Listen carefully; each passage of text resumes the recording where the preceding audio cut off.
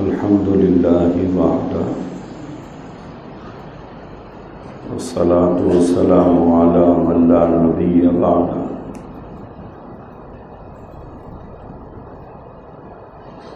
اما بعد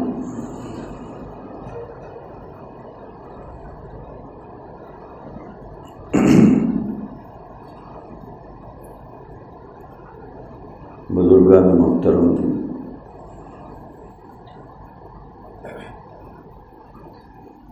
عزیزان گرامی،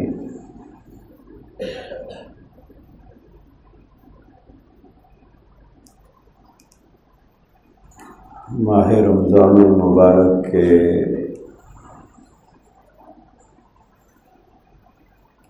دوسرے عشرے کے ایام اس وقت گزر رہے ہیں۔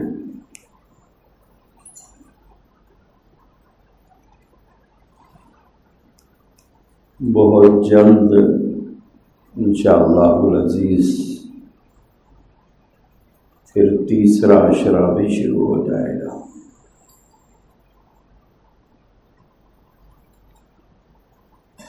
جیسے جیسے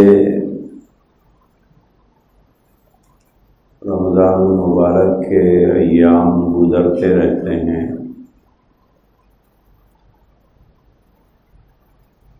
تو ہم کو یہ فکر ہونی چاہیے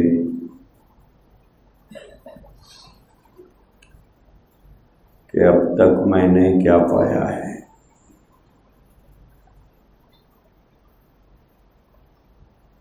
جیسے بہت سے کاروباری لوگوں کو آپ نے دیکھا ہوگا، ایک ایک دن گزرتا جاتا ہے تو وہ کیلکولیشن کرتے ہیں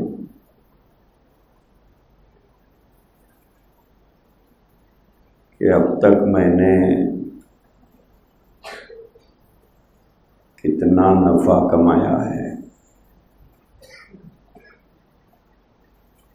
کتنا فائدہ مجھے ہوا ہے۔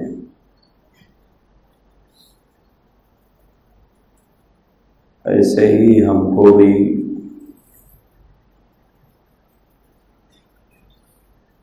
اپنے بارے میں سوچنے کی ضرورت ہے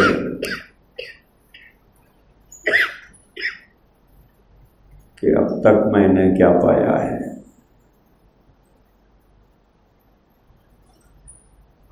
اور بچے ہوئے وقت کے سلسلے میں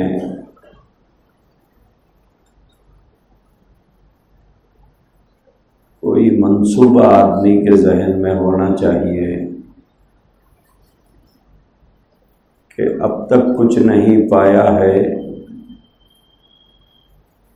تو بچے ہوئے وقت میں کیا کچھ کر سکتا ہوں۔ تو کہتے ہیں نا، گزر گیا ہے جو عہد عشرت، نہ کر تو ناداں اسی پہ حسرت۔ جو گزر گیا ہے اس کو تو اب لوٹ کر وہ آنے والا نہیں ہے۔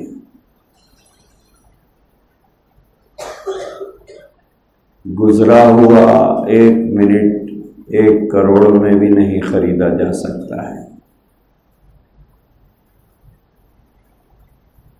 ہم بہت خوش ہوتے ہیں جب وقت گزر جاتا ہے، چلو بھائی آج کا دن تو نکل گیا، صبح کی شام ہو گئی، میں سمجھ رہا تھا کیسے گزرے گا دن، مگر بہرحال گزر گیا۔ یہ وقت خالی تھوڑا ہی گزرتا ہے، ساتھ میں زندگی کو ختم کرتے ہوئے گزرتا ہے، خالی تھوڑا ہی گزرتا ہے۔ یہ ہماری زندگی کے حسین لمحات کو برباد کرتے ہوئے گزرتا ہے۔ تو اسی لیے شاعر نے یہ کہا ہے، گزر گیا ہے جو عہد عشرت، نہ کر تو ناداں اسی پہ حسرت۔ اس پہ حسرت کر کے اب کچھ حاصل نہیں ہے، کیا کریں پھر؟ خیام اسی کا سمجھ غنیمت، جو وقت پیش نگاہ اب ہے، جو بچا ہوا ہے اس میں کیا کر سکتا ہوں؟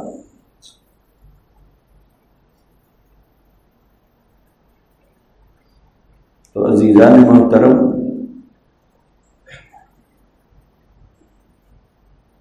یہ دوسرا دہا جس کو مغفرت کا دہا کہا جاتا ہے،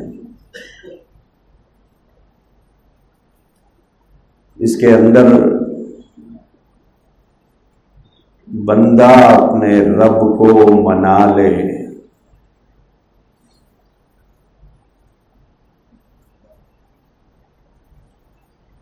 بارگاہ الہی کے اندر بار بار اپنی مغفرت کی گزارش کرتا رہے۔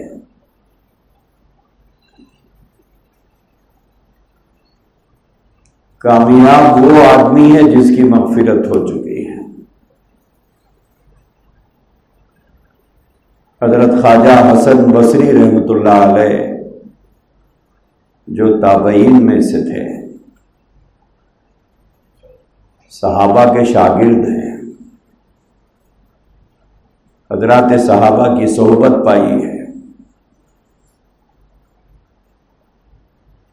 اچھے دور کے، اس دور کے جس دور میں خیر تھا اس دور کے انسان ہیں۔ ان کے بارے میں لکھا ہے، اگر کہیں سے آتا ہوا لوگ انہیں دیکھتے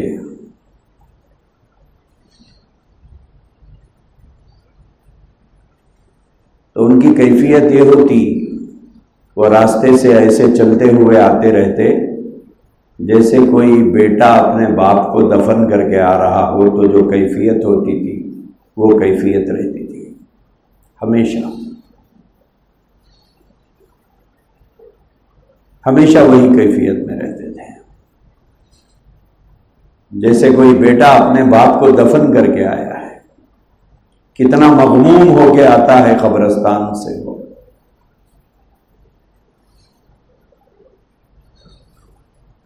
اور جب کسی جگہ بیٹھے ہوئے ہوتے تو ایسے فکر مند بیٹھے ہوئے رہتے جیسے کسی قیدی کو موت کی سزا سنانے کے بعد وہ قیدی جتنا متفکر اور فکر مند ہو کے بیٹھا ہوا رہتا ہے، خواجہ حسن بصری رحمۃ اللہ علیہ ایسے ہی بیٹھے ہوئے رہتے۔ کس بات کو لے کر فکر مند تھے؟ اپنے انجام کو لے کر کہ میری آخرت کا کیا ہوگا۔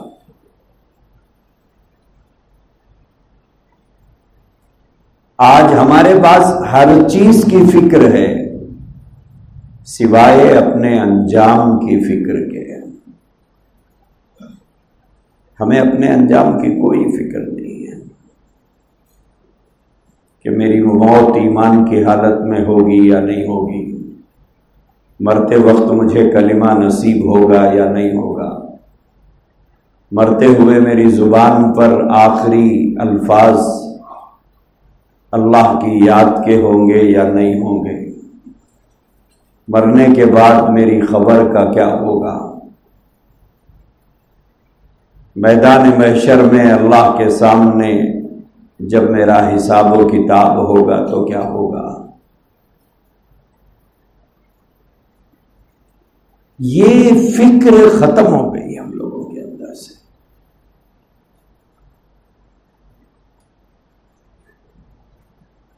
اور جن کے اندر یہ فکر تھی، رات بھر کھڑے ہو کر اللہ کے سامنے رو رہے ہیں، اللہ کے سامنے گڑ گڑا رہے ہیں۔ سیدنا امام ابو حنیفہ رحمۃ اللہ علیہ کے بارے میں لکھا ہے،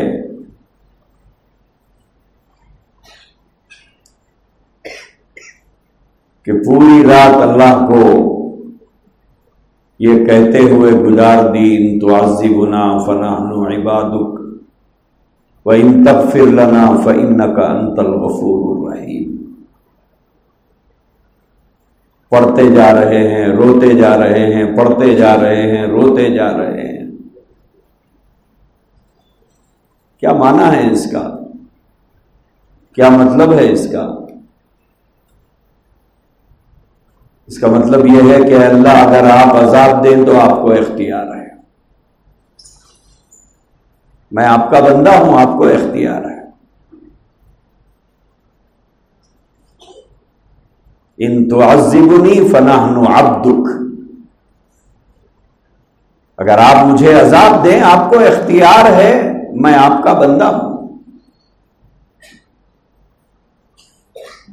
وَإِن تَغْفِرْ لِي فَإِنَّكَ أَنْتَ الْغَفُورُ الرَّحِيمُ.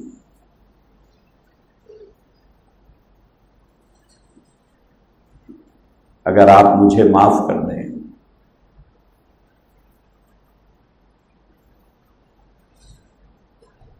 تو یہ آپ کی کرم فرمائی ہوگی. آپ غفور الرحیم ہیں، مجھے معاف کر دیجیے.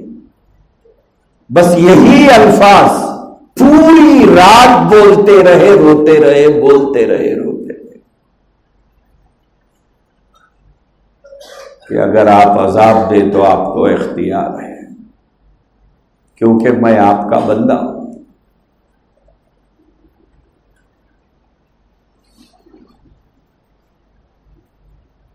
اگر آپ میری مغفرت فرما دیں تو آپ غفور الرحیم ہیں. جس کو اپنے انجام کی فکر ہوتی ہے وہ نہیں کرتا جو دنیا کر رہی ہے. وہ اپنی راتیں وہاں نہیں گزارتا جہاں دنیا والے گزار رہے ہیں. اس کے دن ویسے نہیں گزرتے جیسے دنیا والے گزار رہے ہیں.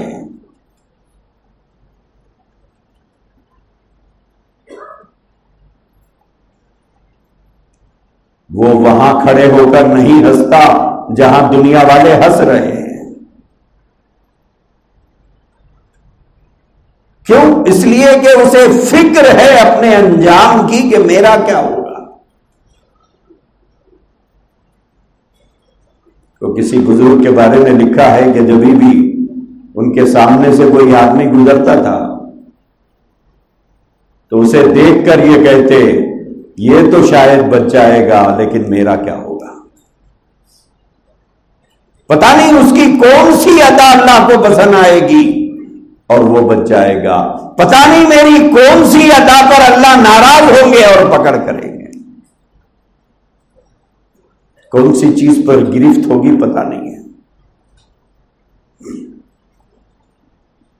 کہ میری گرفت کون سی چیز کے اوپر ہوگی، پکڑ کون سی چیز کے اوپر ہوگی، نہیں معلوم ہے. رضا کس پر ملے گی، گرفت کس پر ہوگی، نہیں معلوم ہے. یہ نہیں معلوم ہے کہ اللہ راضی کس چیز کے اوپر ہوں گے، اور یہ بھی نہیں معلوم ہے کہ پکڑ کس چیز کے اوپر ہوگی.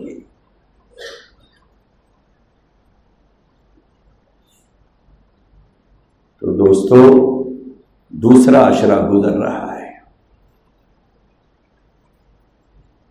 اللہ سے خوب مغفرت کی دعا کرو. جیسے ایک بچہ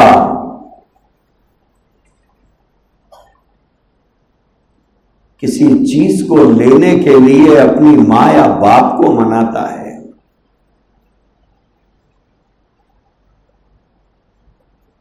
پہلے الفاظ ادا کرتا ہے،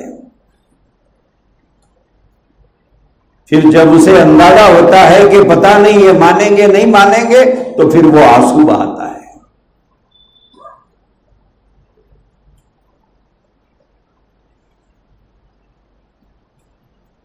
اللہ کے سامنے خوب مغفرت کی دعا کرو. ہمارا المیہ یہ ہے کہ ہم لوگ دعا کرنا چھوڑ چکے ہیں.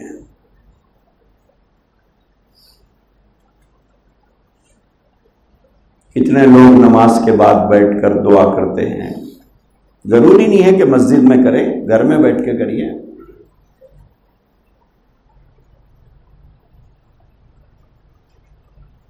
جبکہ افطار کے وقت دعا کرنے کی اہمیت بتائی گئی، لیکن ایک بڑی اکثریت افطار کے وقت دعا نہیں کرتی ہے۔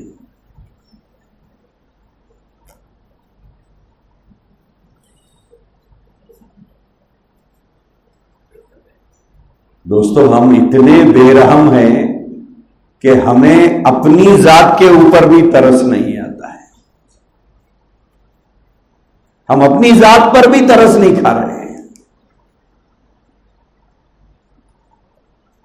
اس لیے ایک کام جو کرنے کا ہے وہ یہ ہے کہ خوب اللہ کے سامنے مغفرت کی، بخشش کی دعا کریں۔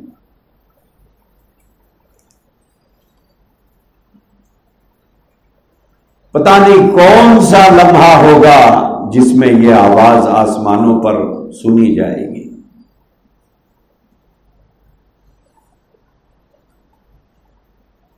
جب انسان انجام کو سوچے گا کہ میرا انجام کیا ہوگا۔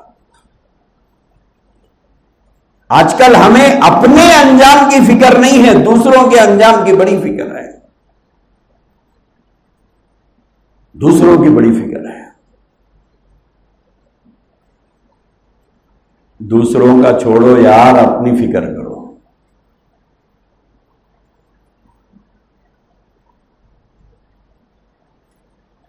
لہا ما کسبت وعلیہا ما اکتسبت، انہوں نے جو کمایا وہ ان کے ساتھ ہے، ان کے بارے میں آپ سے نہیں پوچھا جائے گا۔ اپنے انجام کی فکر کرو کہ میرا انجام کیا ہوگا۔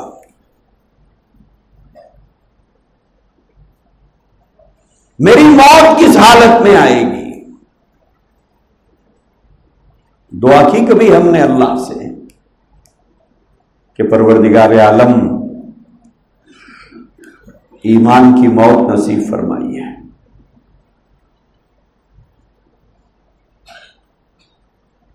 جبکہ حضرت ابراہیم علیہ السلام کی نصیحت اور وصیت قرآن کریم میں مذکور ہے، وَوَصَّى بِهَا إِبْرَاهِيمُ بَنِيهِ وَيَعْقُوبُ يَا بَنِيَّ إِنَّ اللَّهَ اصْطَفَىٰ لَكُمُ الدِّينَ فَلَا تَمُوتُنَّ إِلَّا وَأَنْتُمْ مُسْلِمُونَ۔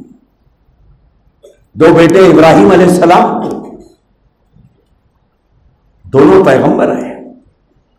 حضرت اسماعیل علیہ السلام بھی پیغمبر، حضرت اسحاق علیہ السلام بھی پیغمبر۔ دونوں کو وصیت کر رہے ہیں ابراہیم علیہ السلام۔ کیا وصیت کر رہے ہیں؟ فَلَا تَمُوتُنَّ إِلَّا وَأَنْتُمْ مُسْلِمُونَ، کہ بچوں ایمان کے علاوہ کسی اور حالت میں تمہاری موت نہیں ہونا چاہیے، مرتے وقت تم مسلمان ہونا چاہیے۔ پیغمبر ذاتوں کو نصیحت کر رہا ہے جو خود پیغمبر ہے۔ وَوَصَّى بِهَا إِبْرَاهِيمُ بَنِيهِ وَيَعْقُوبُ، ابراہیم علیہ السلام اپنے دونوں بیٹوں کو یہ نصیحت کر رہے ہیں، پھر ان کے بیٹے حضرت اسحاق علیہ السلام کے بیٹے ہیں حضرت یعقوب علیہ السلام۔ اللہ نے فرمایا یعقوب نے بھی یہی نصیحت اپنے بچوں کو کی۔ ام کنتم شہداء اذ حضر یعقوب الموت اذ قال لبنیہ ما تعبدون من بعدی۔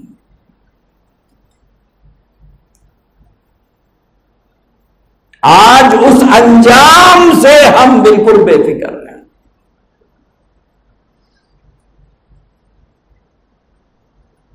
کہ مرتے وقت زبان پر میرے کلمہ رہے گا نہیں رہے گا، اللہ کی بڑائی رہے گی یا نہیں رہے گی، ایمان کی حالت میں میری موت ہوگی یا نہیں ہوگی۔ اپنی فکر سے زیادہ دوسروں کی فکر میں لگے ہوئے ہیں ہم لوگ۔ سارے جہاں کا درد ہمارے جگر میں ہے۔ اپنی فکر نہیں ہے، اپنی نسل کی فکر نہیں ہے، اپنی اولاد کے ایمان کی فکر نہیں ہے، جبکہ اللہ نے فرمایا یا ایھا الذین آمنوا قوا انفسکم واہلیکم نارا، اپنے آپ کو اور اپنے اہل و عیال کو جہنم کی آگ سے بچاؤ، اپنے آپ کو بھی بچاؤ، اپنے اہل و عیال کو بھی بچاؤ، یعنی اپنی فکر کرو، اپنے اہل و عیال کو جہنم کی آگ سے بچانے کی فکر کرو۔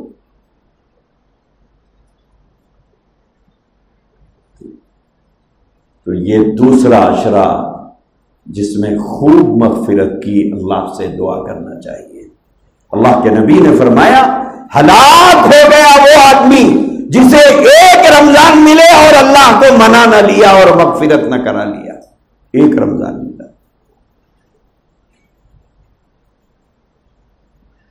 50 رمضان مل چکے ہیں ہم لوگوں کو۔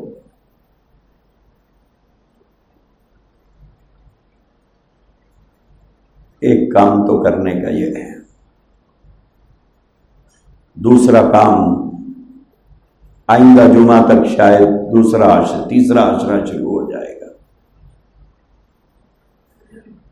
اللہ کے نبی علیہ الصلوۃ والسلام کا معمول تیسرے عشرے میں اعتکاف کا ہوا کرتا تھا۔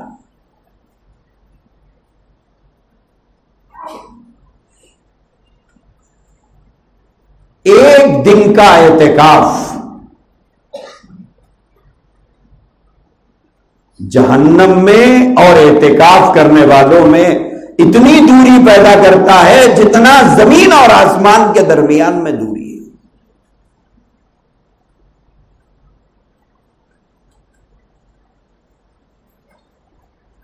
اس لیے ہم کوشش کریں کہ جو لوگ فارغ ہیں، جن کے پاس وقت ہے واقعی، وہ 10 دن کا اعتکاف بیٹھنے کی کوشش کریں۔ بالخصوص بزرگ حضرات اس طرف توجہ کریں کہ زندگی کا میرا اتنا حصہ گزرا، آج تک میں اعتکاف بیٹھا یا نہیں بیٹھا؟ بولے بیٹھنا تو چاہتا ہوں لیکن گھر کی مصروفیت ہے۔ بزرگوں، یہ مصروفیت موت تک ختم نہیں ہوگی، اور آدمی یہ سوچتا ہے کہ اگر میں گھر پہ نہیں رہا تو کیا ہوگا؟ آپ دنیا میں نہیں رہے تو کیا ہوگا؟ اگر آپ دنیا میں نہیں رہے کیا ہوگا؟ آپ کے گھر والے بھوکے مر جائیں گے۔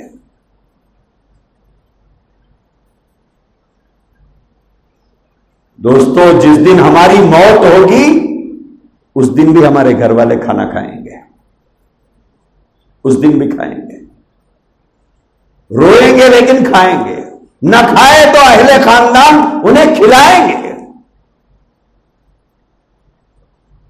ہمارے لیے کوئی اپنی مصروفیت نہیں چھوڑتا، مشغولیت نہیں چھوڑتا۔ یہ ہمارا دھوکہ ہے کہ ہم دوسروں کے لیے اپنی آخرت خراب کر رہے ہیں۔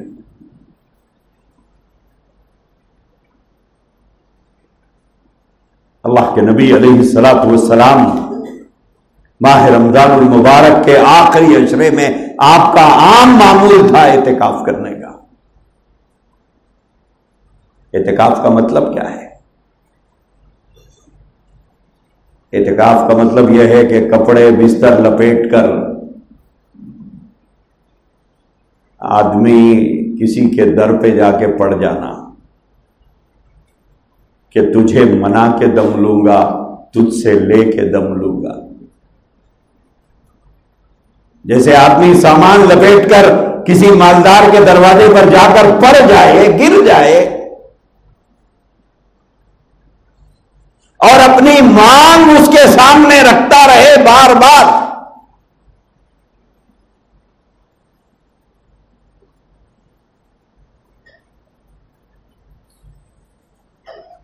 اور اسے منانے کی ہر اینگل سے کوشش کرتا رہے، کبھی اس کی تعریف کر کے،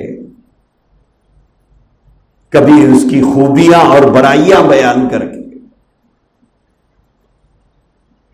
کبھی اپنی مجبوریاں اور بے بسیوں کو ظاہر کر کے، کبھی اپنی کمزوریاں اور اپنی لاچاریوں کا اظہار کر کے۔ اگر کوئی آدمی کسی کے دروازے پر پڑے اور اس کی تعریف کرتا رہے، اس کی خوبیاں اور اچھائیاں بیان کرتا رہے، اور اپنی مجبوریاں اور کمزوریاں اور اپنی بے بسی اور اپنی بے کسی اور اپنی لاچاری کا اظہار کرتا رہے،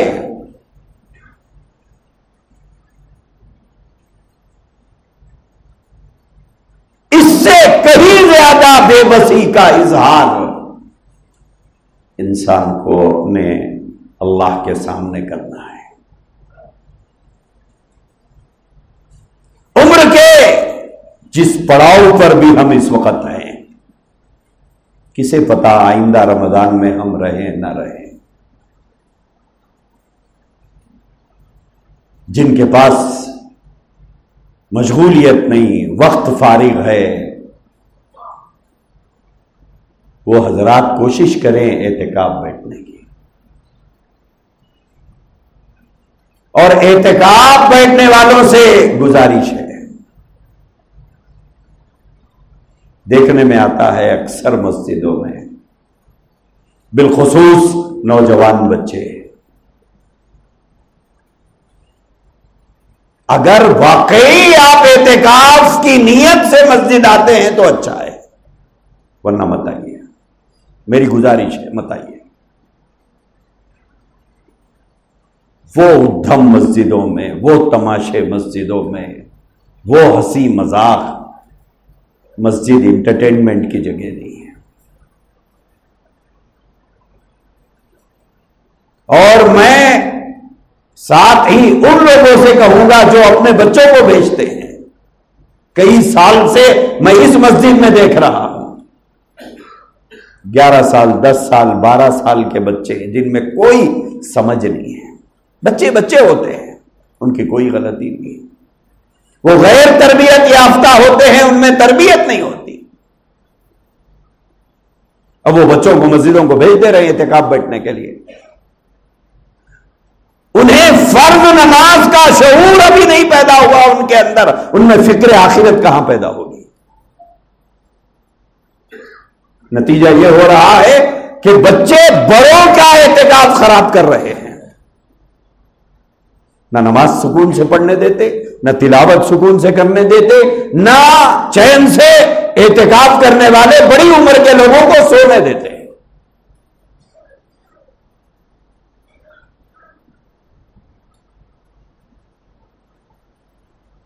ایسے بے شعور بچوں کو مت بھیجا کریں۔ ہوتا یہ ہے کہ آپ کے بچے گناہ کما کے مسجد سے جا رہے ہیں۔ مسجد نبوی شریف ہے، سیدنا عمر بن الخطاب رضی اللہ عنہ کا زمانہ تھا، 2 آدمی ایک جگہ بیٹھ کے باتیں کر رہے تھے، حضرت فاروق اعظم رضی اللہ تعالی عنہ داخل ہوئے، دیکھا 2 آدمی بیٹھ کے باتیں کر رہے ہیں، دونوں کو بلایا، بلا کر پوچھا ایسا لگتا ہے کہ شاید تم مدینے کے رہنے والے نہیں ہو، پڑھو مسافر ہو؟ انہوں نے کہا کہ ہاں۔ ایسا لگتا ہے کہ تم مسافر ہو؟ بولے ہاں مسافر ہے۔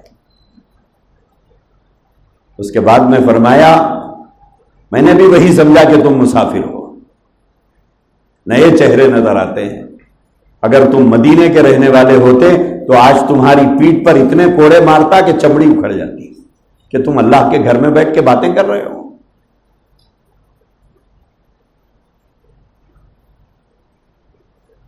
آ رہے ہیں اعتکاف کی نیت سے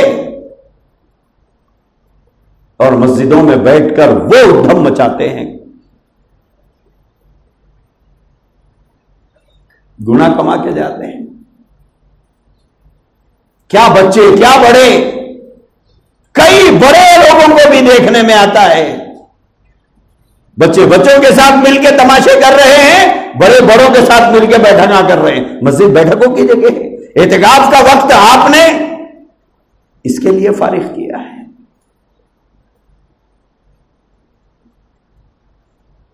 اب کوئی بول تو نہیں سکتا ان لوگوں کو، کیونکہ محلے کے لوگ ہیں، نہ امام بول سکتا، نہ مؤذن بول سکتا، نہ مسجد کی کمیٹی کے افراد بول سکتے ہیں۔ حضرت عبد القادر صاحب رائے پوری رحمۃ اللہ علیہ بہت بڑے بزرگوں میں سے گزرے ہیں، اور کوئی لمبا عرصہ نہیں ہوا، 50-60 سال پہلے کے بزرگوں میں سے۔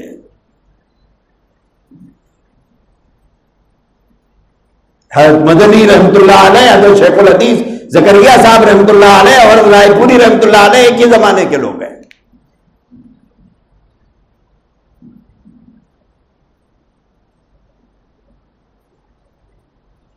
پورے 24 گھنٹے میں اعتکاف کے دوران، پورے 24 گھنٹے میں ایک مرتبہ بات کرتے تھے، معمول تھا۔ جب تراویح سے فارغ ہونے کے بعد حضرت کا معمول چائے پینے کا تھا۔ اگر کسی کو کوئی مسئلہ پوچھنا ہے یا کوئی بات معلوم کرنا ہو تو ایک پیالی چائے پینے کے دوران جتنا وقت ملتا ہے اتنی دیر بات کرتے، چائے کی پیالی رکھ دیتے، پلٹ جاتے۔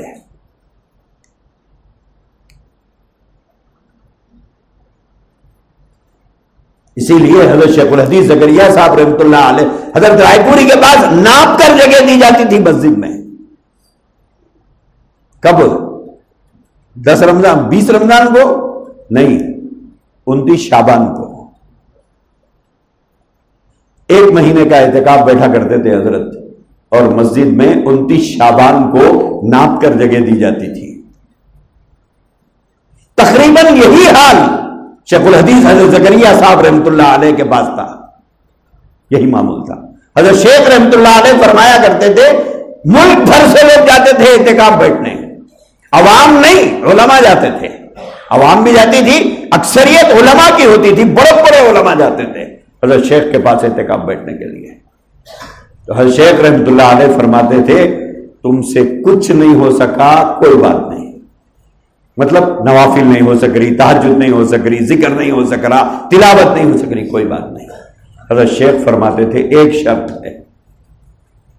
کیا ہے وہ شرط؟ شرط یہ ہے کہ بات مت کرو، میرے پاس شرط یہ ہے کہ اعتکاف میں بات نہ کرے۔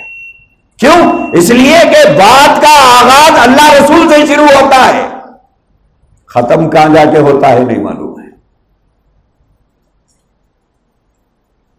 تو اعتکاف دراصل سامان لپیٹ کر آ کر اللہ کے در پہ پڑ جانا ہے کہ تجھے منا کے دم لوں گا، یہ ہے اعتکاف کا مطلب، کہ آدمی پر ایک فکر طاری ہو۔ تو ہم میں سے جو لوگ فارغ ہیں وہ اعتکاف بیٹھے، اور یاد رکھیں کہ 10 دن کا اعتکاف سنت ہے، 10 دن سے کم کا اعتکاف نفل کہلاتا ہے۔ اللہ کے نبی کا جو معمول تھا رمضان میں وہ 10 دن اعتکاف بیٹھنے کا تھا۔ تو کوشش کریں اپنے اپنے محلوں میں جہاں قریب میں مسجدیں ہو وہاں اعتکاف بیٹھے، لیکن ان باتوں کا اہتمام کریں۔ آپ جہاں بھی بیٹھے اعتکاف، ان باتوں کا اہتمام کریں۔ کچھ نہیں ہو سکتا سو جائیے، تب بھی آپ عبادت میں ہیں، لیکن بات مت کریے۔ ایک دن کا اعتکاف اگر اللہ کی بارگاہ میں قبول ہو جائے، آپ اندازہ کیجئے کہ زمین اور آسمان کے درمیان میں جو خلا ہے، جو فاصلہ ہے، اتنا بڑا فاصلہ اعتکاف کرنے والے اور جہنم کے درمیان میں پیدا کیا جائے گا۔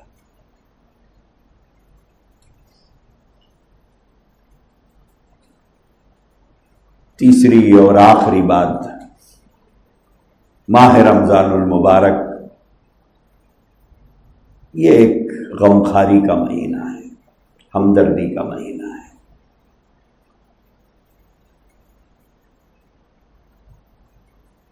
کوشش کریں کہ اللہ کے بندوں کی خدمت کریں۔ دوستو، دعائیں غریب دیتا ہے، امیر نہیں دیتا، یہ بات یاد رکھیں۔ دعائیں غریب دیتا ہے، امیر نہیں دیتا۔ کوشش کیجئے غریبوں کی، یتیموں کی، بیواؤں کی دعا لینے کی۔ دیکھیے، ایک ہے دعا کرانا، ایک ہے دعا لینا۔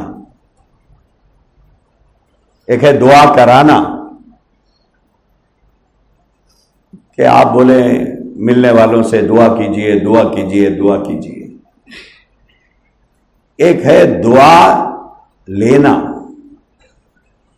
آپ چاہے گزارش کرے یا نہ کرے، کوئی آپ کے لیے دعا کرے۔ کرائیے نہیں، لیجئے۔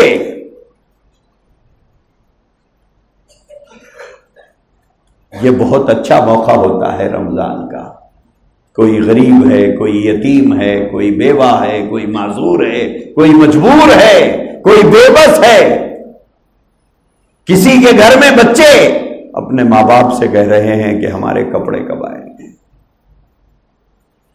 باپ جواب دیے بغیر جا رہا ہے،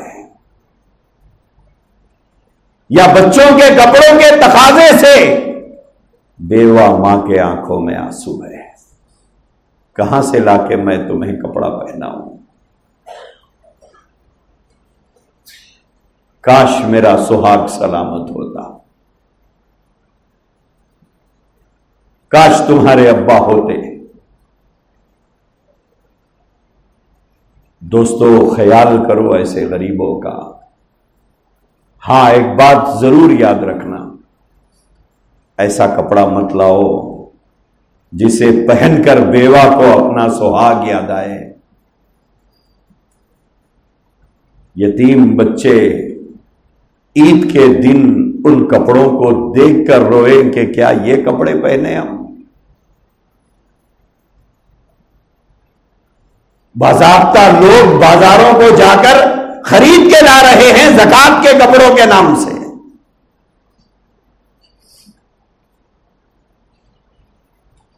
ابھی پچھلے ہفتے میرے پاس ایک صاحب نے 2 کارٹون کپڑے بھیجے ہیں، بولے مولانا یہ گاؤں میں غریبوں میں تقسیم کرو۔ جب میں کھول کے دیکھا تو یقین مانیے کسی عورت کو اگر دیا جائے کہ بطور کالک کی چندی استعمال کر لیجئے، وہ بھی کہے گی کہ یہ اتنے پتلے ہیں میرے ہاتھ جلیں گے بگونا سے۔ کس نے کہا آپ کو؟ کس نے کہا؟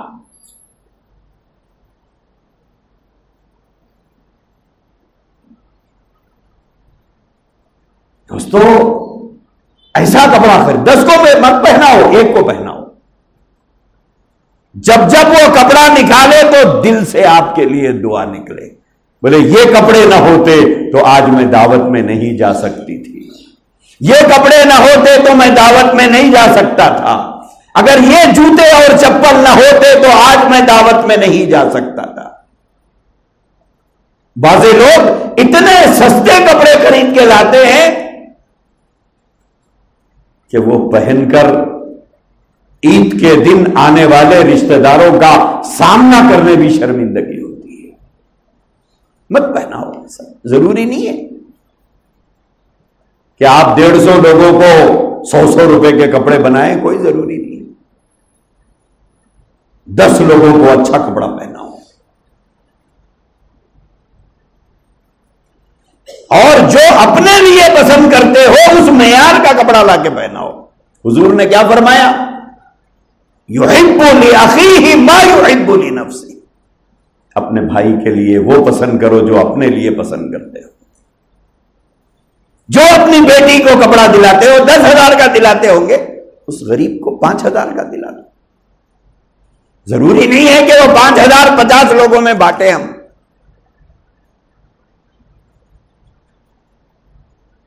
یہ مہینہ ہمدردی کا مہینہ، یہ مہینہ غمخاری کا مہینہ ہے، اسی لیے لوگوں کے ساتھ جتنا ہو سکے ہمدردی کرو، اور یہ یتیم، یہ بیوہ، یہ معذور، یہ مجبور، دل سے دعائیں دیں گے آپ کو۔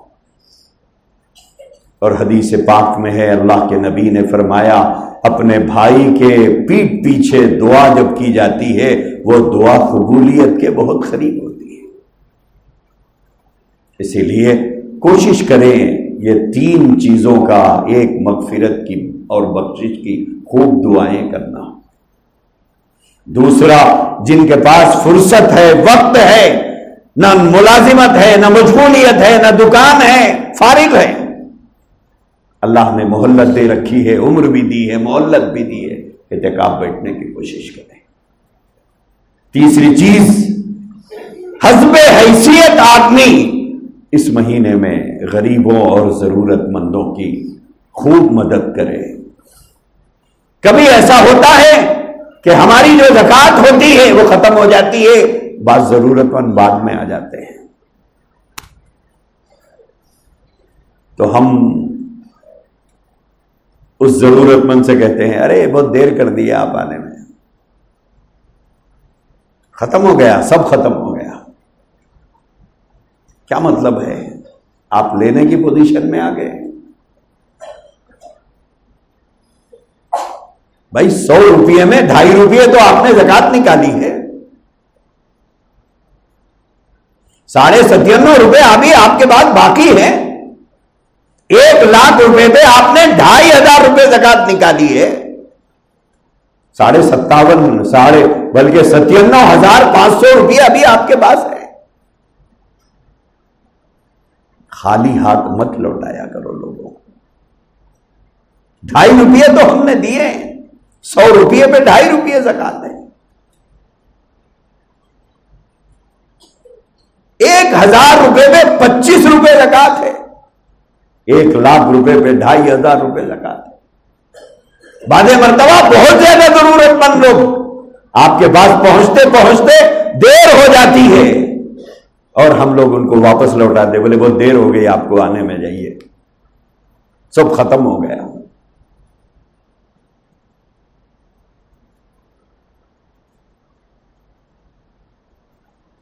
دوستو، 200 500 1000 روپے میں کوئی ہماری دنیا نہیں ختم ہو جاتی ہے، ہماری دنیا نہیں ختم ہوتی ہے۔ ہمارا حقیقی مال وہی ہے جو ہم نے آخرت کے لیے بھیج لیا ہے۔ یہ جو جمع کر کے رکھ رہے ہیں یہ تو ہماری اولاد بعد میں تقسیم کر لے گی۔